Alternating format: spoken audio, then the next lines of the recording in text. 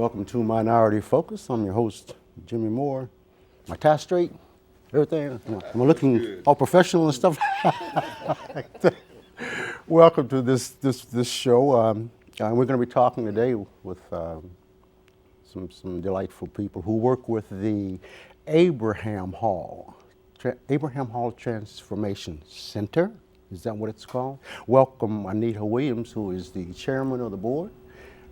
Gary White, who is an assistant or a member of the board, a board member, and Butch Adams, who is also a board member.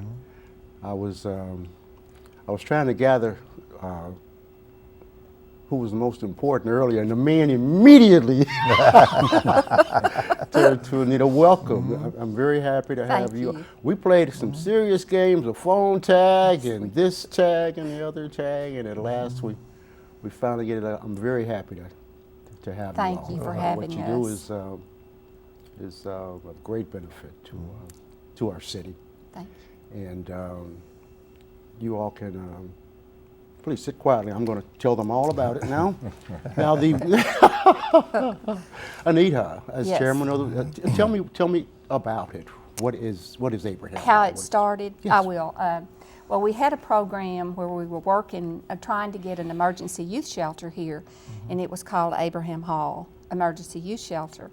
And we were not able to get the big monies that we needed to run the center, which would take about $350,000 a year. So when we started in '98, and then right after 9/11, all the money went south, and we just were not able to really get that grant that we needed. So we turned our monies into helping at-risk kids by going to Judge Sanderson and asking her if we could work with kids that she has in court. So she would, rather than to send them to the detention center, she would send them to us, and we'd put them in drama. What's its origin? Who's brainstorm? Where did it come from? Who? Richard, Abraham, and me. Is that right? Yeah. From thence Abraham. That's right. Richard and I worked together anyway with, I've always been a child advocate, and he is too. And he had a VIP ministry, street ministry here. And he would tell me how he would see kids on his porch when he'd get up in the morning. There were kids, on the streets. And so he and I decided we needed to try to do something about that. So we went from that, and then Richard kind of got involved in the commission race and all that stuff, and kind of bowed out. So I had some other very dedicated people who helped me then through. So we've been in, I guess, we've been working with kids through the arts programs, art, drama, and one of your wonderful people out here, Gail Robinson Butler, helped me. She was on my board, and she helped bring kids here to the college, and we helped them through the arts to gain a good self-image. They would come to the art workshops, and you could see that they were didn't feel worthwhile at all.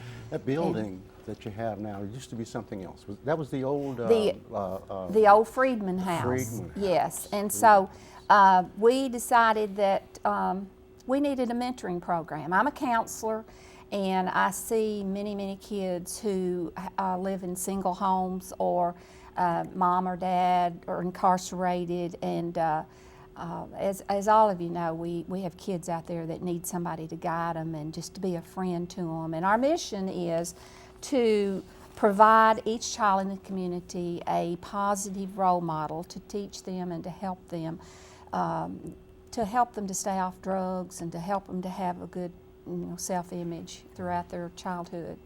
I'm going to, of course, chivalry not being dead, ladies first always.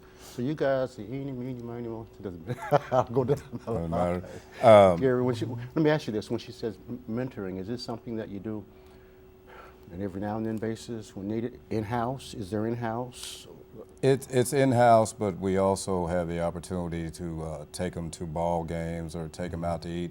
Basically, just get them out of their environment and get them into a situation where they can be relaxed and be stable, and we can talk to them about the things that are going on in their lives that are affecting them.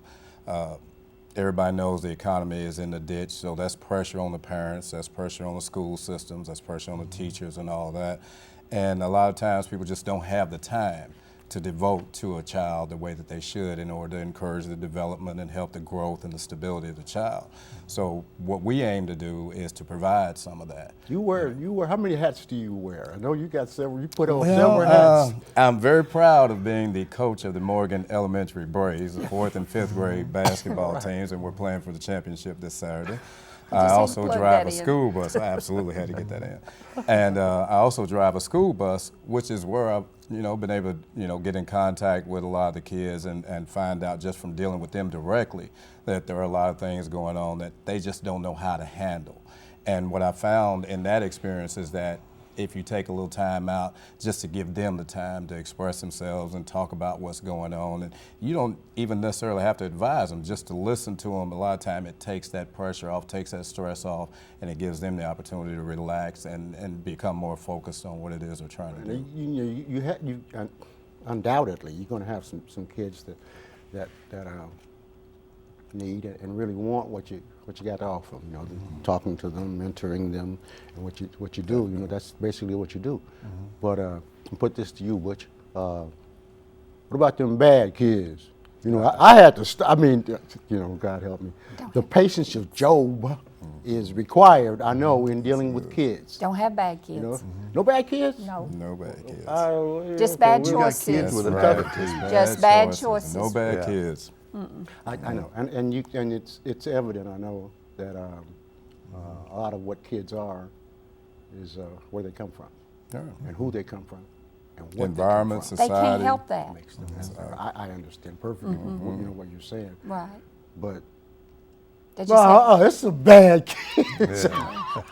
But they're products of their environment. They're products of the social stratus that we have nowadays. I mean, with cable and because some of them internet. kids come from them homes where they got everything. This is true. And This parents is true. are loving and With everything in kind. life, there's Bad no blanket. choices. There's no blanket for everything. So, no matter what part of the socioeconomic scale you come from, the decisions that you make can still be affected. Even some of the wealthiest kids in the world can fall in with bad groups and influence them to do things that it has nothing to do with money. Peer pressure. I agree. Exactly. To an Peer pressure. extent, So it's a behavioral modification. I feel like the whoops over them. No, not really. Well, how do you deal? How do you handle? What do you do? What do you do? Because sometimes there's a kid who absolutely ain't gonna get it. Ain't gonna do what you say do. That's where you get your patience and Job. Well, thing see, going. that's the way I was when I was growing up. I was raised on Brickbat Ridge. That's the name of the area I was raised in. And when I got in school, two good men took me in hand at that time. Clifford Hawkins was a coach, and they're pretty good people. And Howard Trampy. And they kind of shook me and worked on me, and I started playing with them, playing ball. And then I started getting responsibility and respect. Well, then in that, I started learning. A lot of these kids, they say they're bad, and they got attitudes and stuff like that. They're looking for something. They're looking for someone to care about them. And so if you can get one of those and show them and get them some responsibility with others, they kind of get into a form and work their way out of that. But they've got to have support. I know, maybe in the time that you were coming, when you were a kid, when you were a kid and somebody was working with you and stuff, it's a far cry from kids now. They got so much more garbage and stuff, to deal with.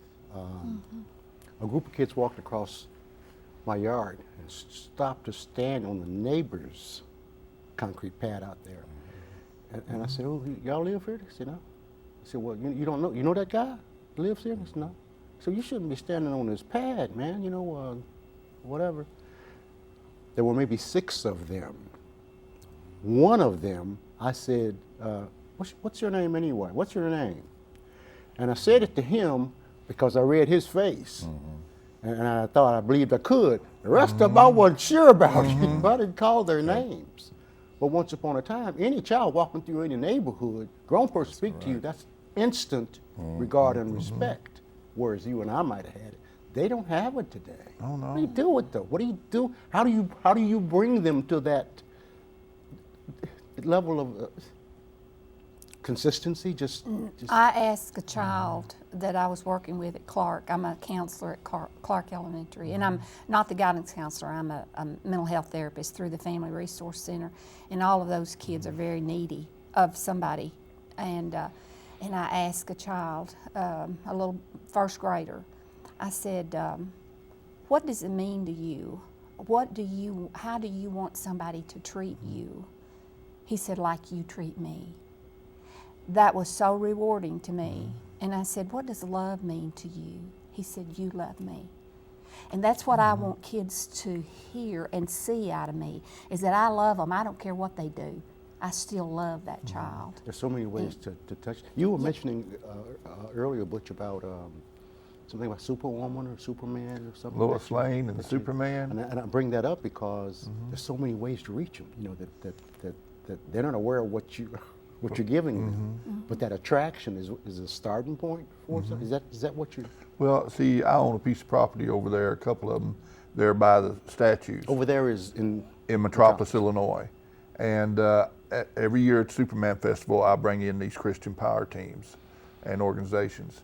And like one of my young men, Wade Wadeking, last year, they laid me on a bed of nails, laid him on top of me. He's about 270 pounds. And then they put a 350-pound log in his hands and he bench pressed it. And he gets up, and now this boy at that time was 19 years old. I had been training him for several years. But these boys, when they first start with me, they've got weight problems. They got, they're scared of everything. They won't look you in the eye. And I've got these young men now where they come up, they'll look you in the eye. They've learned that's a respect. And that's a big thing with them. And you know, they've got to earn respect from you. And if they think you respect them, you'll get it, you know. And trust is a big thing. So I work with these kids and I get them to training. I teach them, when I train them in physical fitness, in the ministry, everything that we do, we combine it. And they move it on, and I put them training to another young kid. And that gets some respectability with these young kids. And, you know, it's hard on them.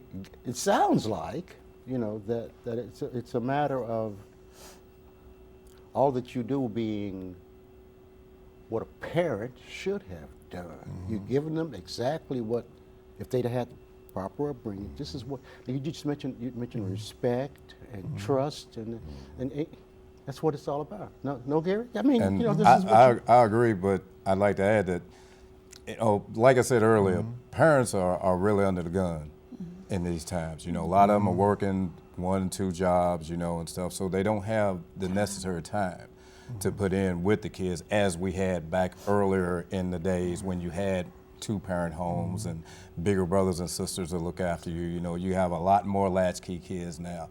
And in terms of that term that we hate, which is bad kid, you know, a lot of that is bravado. You know, 99% of that is bravado. We live in a culture now where that swag thing is what it's all about, you know, and not backing down and being the toughest one on the block.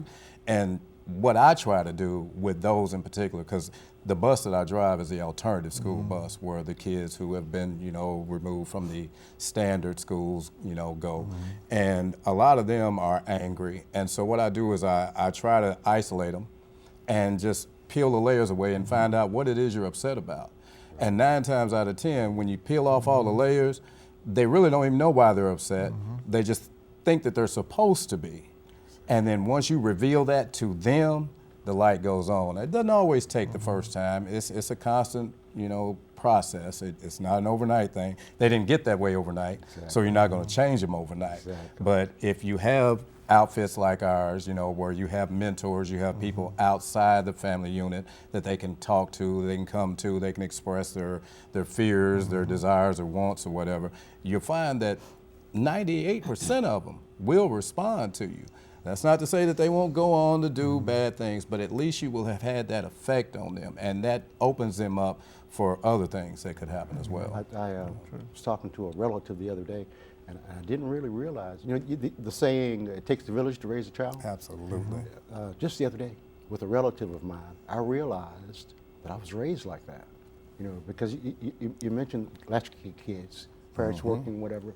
My mom used to go away for a week, for days, to KEA meetings. She taught school and they had these KEA meetings they had to go to. We stayed in the house, and nobody came to stay with us. But the difference also is that you didn't have access to all the technology and the things that they have. You leave a kid at home now with a television, you might as well have left him on the corner at the liquor store, or a computer. Yeah, we didn't do TV you might as till well have left him at 65. home. So it was a different environment, and back then, as you said, there was a village raising the child. I myself, can remember being several blocks away from my home, misbehaving, and Mrs. Adams or Mrs. Wilson would come out of the house and she would handle me on the spot and make me go home, and I had to go home because it only takes so much time to get there, and she's already made the phone call. And I want to point out that those are the people that we're looking for to be mentors. Absolutely. We are asking the community to volunteer to be mentors. That's what our right now our main focus is, to get mentors. And train them and do background checks so we can start. We've got plenty of kids out here, all kinds of kids that need those people, but we need people to step up to the plate, and we want all cultures. We want African Americans, whites. We want, because we know that those kids are out there. Yes, Hispanic. Those kids are out there needing us. See, man, you see these ladies down the street where I grew up at, them people whoop you. Yes, you know what I mean? That's what I meant by she would handle me right there on the spot and send me home. This yes, lady, absolutely. To show you the regards we were taught, which I hope that you find in people first. If an adult where I grew up told your mother you did something, you did it. Right. Or the teacher. You were not allowed to dispute. My mom used to say, grown people don't lie. Like Miss So-and-so said, she saw you and George Holloway up under them bushes outside of that weenie roast drinking wine. And I could not say it wasn't me. I never said it wasn't me. I got a whooping for that. And it wasn't me. Yeah. It was not me. How many people how many kids do you deal with? How many what's the capability of your facility?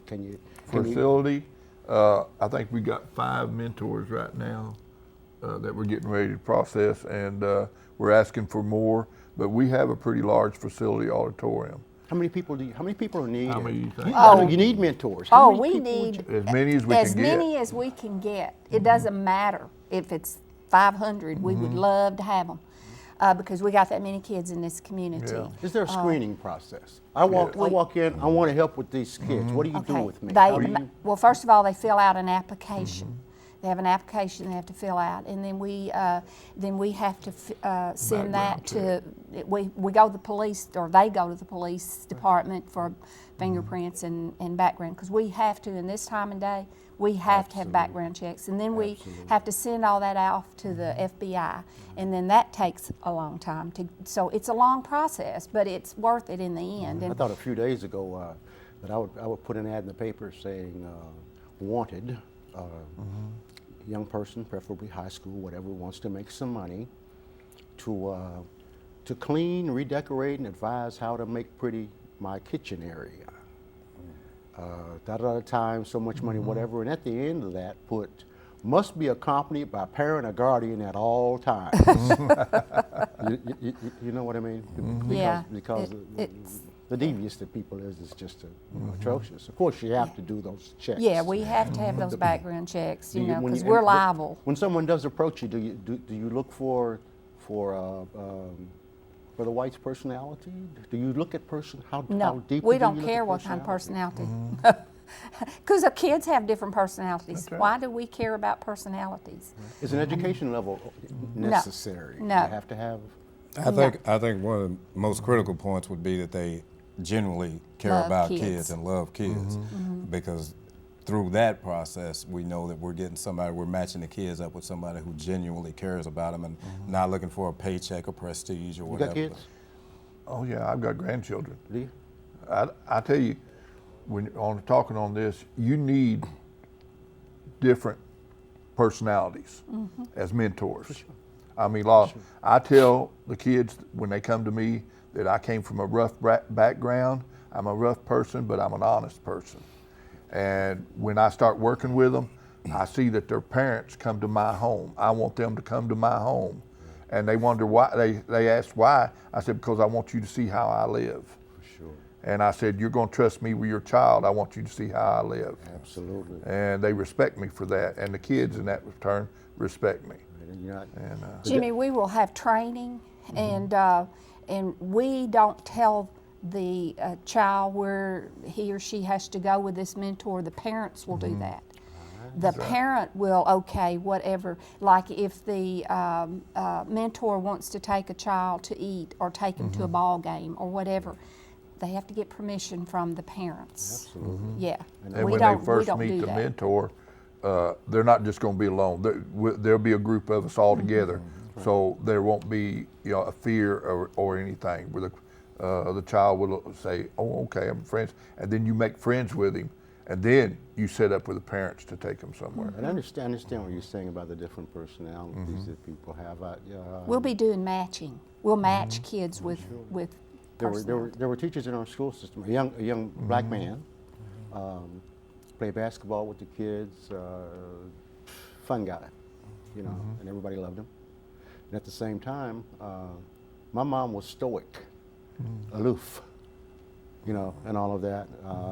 The kind of person that said, "I don't play with children.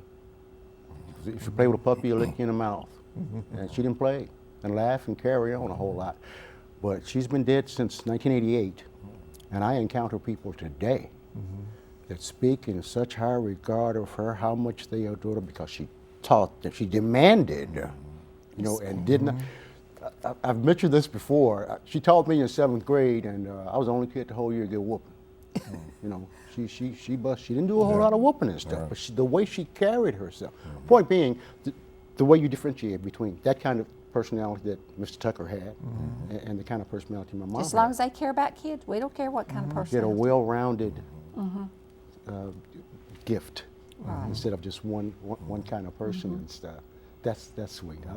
And preferably, we could get the mentor and the parent to work together. And I mean that's the ideal situation. So you got those parents. The kids gonna come home and say, or they're gonna get notice that said Joey did so and so and so and so in school, and they gonna bust in the principal's office. And, no, he didn't do that. And you shouldn't. My kid don't. No, he didn't either.